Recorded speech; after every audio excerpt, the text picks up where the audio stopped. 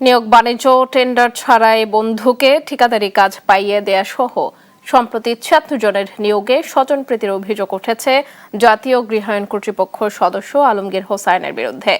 ২০২৪ সালের ৫ আগস্টের পর এ পদে যোগদান করে বেপরোয়া হয়ে ওঠেন তিনি। নিজ মন্ত্রণালয়, দুদক সহ বেশ কয়েকটি দপ্তরে অভিযোগ পড়লেও কোনো ব্যবস্থা না নেয় লাগামহীনভাবে চলছে তার অনিয়ম, দুর্নীতি। বিস্তারিত ইদ্রিস আলমের রিপোর্টে। জাতীয় গৃহায়ণ কর্তৃপক্ষের অধীনে ১০০ জনের নিয়োগ, যার মধ্যে ২০ জনের বেশি নিয়োগ পেয়েছেন দালাল চক্রের সুপারিশে। কম্পিউটার চালানোর দক্ষতা না থাকলেও হয়েছেন চেয়ারম্যানের পিও। এমন সব অভিযোগ জাতীয় গৃহায়ণ কর্তৃপক্ষের সদস্য প্রশাসন ও অর্থ আলমগীর হোসাইনের বিরুদ্ধে।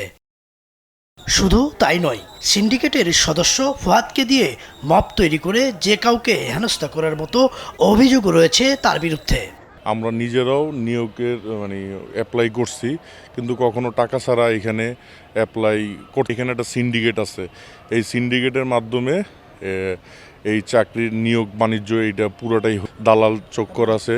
তার নাম হলো আলমগীর হোসেন। তার আবার একটা দালাল সিন্ডিকেট আছে, তাদের অনেক লোকের চাকরি হয়েছে টাকার বিনিয়োগ। কিছুতে কিছু হলে তাদের কিছু লোক আছে এখানে মব সৃষ্টি করে। গৃহায়ণের কর্মকর্তা ও কর্মচারীদের অভিযোগ, অনিয়ম দুর্নীতির অর্থ সংগ্রহ করেন অফিস সহায়ক নজরুল ও ড্রাইভার মাসুদকে দিয়ে। সম্প্রতি এক নিয়োগের এমসিকিউ পরীক্ষা শেষে ভাইবা বোর্ডের দায়িত্বে থাকা আলমগীর হোসাইনের বিরুদ্ধে উঠেছে বাণিজ্যের অভিযোগ।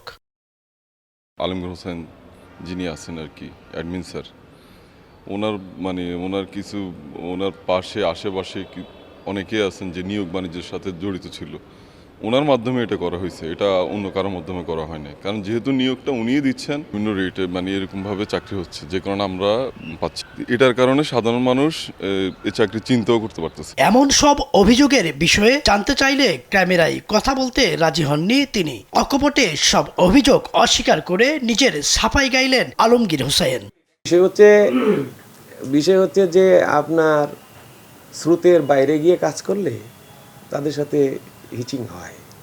যারা স্রোতের সাথে মিলে কাজ করে তাদের কোনো সমস্যা নাই, করছে তারাও জানে আমি ঠিক আছে, আমার কোনো সমস্যা নেই, ঠিক আছে।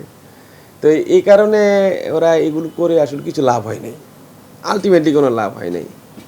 আমাকে অনেক জাস্টিফাই করা হয়েছে উপর থেকে। হচ্ছে যে আমার বিরুদ্ধে দুষ্ট চক্র বলার কিছু নেই। অফিসিয়াল ভাষা হচ্ছে যে অভিযোগ আনা হয়েছে এটা সম্পূর্ণ মিথ্যা, অবান্তর। কর্মকর্তা আলমগীরের বিরুদ্ধে এসব অভিযোগের বিস্তারিত জানতে গৃহায়ণ ভবনে একাধিকবার গিয়েও পাওয়া যায়নি চেয়ারম্যান ফেরদৌসী বেগমকে। কথা হয় মোবাইল ফোনে। যারা অভিযোগ করছে আপনি তাদেরকে বলেন যে চেয়ারম্যান বরাবরে তারা যেন একটা আবেদন দেয়। আলমগীর হোসেন যেহেতু জয়েন্ট সেক্রেটারি, আমি তদন্ত করে যদি তার নামে কোনো অভিযোগ প্রমাণিত হয় আমি অবশ্যই এটার যথাযথ কর্তৃপক্ষের কাছে প্রেরণ করব। কিন্তু ভাই, আমার একটা রিকোয়েস্ট, সেটা হচ্ছে আপনি কোনো যারা করছে আপনার কাছে অভিযোগ তাদেরকে বলেন প্রমাণ দিতে। ইদ্রিস আলম, দেশ টিভি, ঢাকা।